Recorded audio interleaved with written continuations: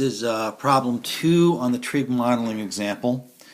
I'm given a series of data. There's my x value. X is always time. And there are my hours of daylight. You can see my graph makes a nice little curve. So let's take a look here. Do we want to use sine or do we want to use cosine? Well, recall that sine looks like that, and cosine looks like that. So basically what I want to do is find a starting point that will resemble that. So if I was going to use sine, you can see that the curve would begin kind of halfway there, so it'd be somewhere in there. And if I want to use cosine, cosine begins at the max, it would be there. And then that would give me a curve that would go down and then up. I'm going to use cosine here because that's somewhat easier. Okay, so let's use cosine.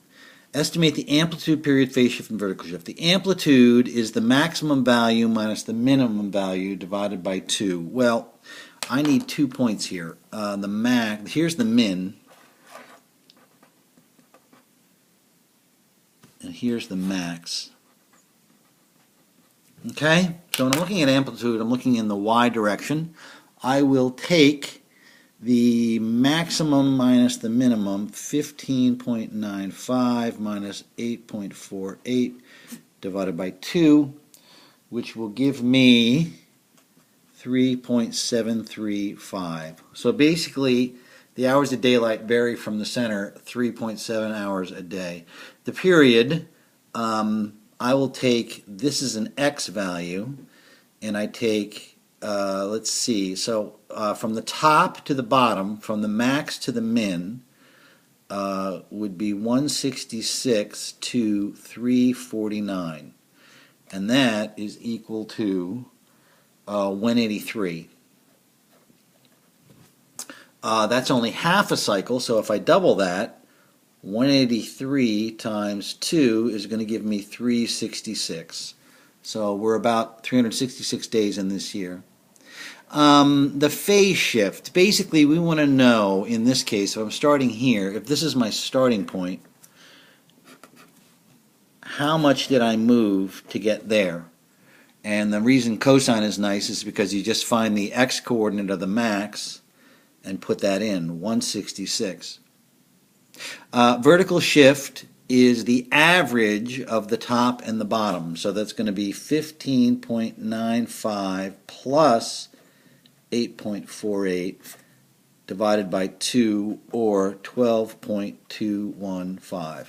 So this is A, this is big P, this is C, and this is D. Okay, so when we go to write the equation, this is what we will do. We're using this, so we use y equals 3.735 times the cosine of b. Now, so 2 pi over b would be 366. So I can just swap places there, and I get 2 pi over 366 equals b.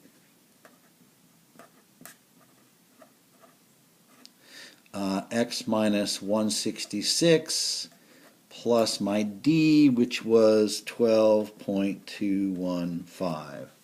That is my equation. I know it looks somewhat confusing. How might you have predicted the period without even knowing the data values? Well, it should be about 365 days, right? Days in a year. Use the spreadsheet file for the project. Input your answers. If it is not a match, try again. So I'm going to run this through real quick. So there's my data. There's my spreadsheet. The blue curve is the actual data. So I'm going to come over here under the cosine graph. I'm getting a funny whiteout.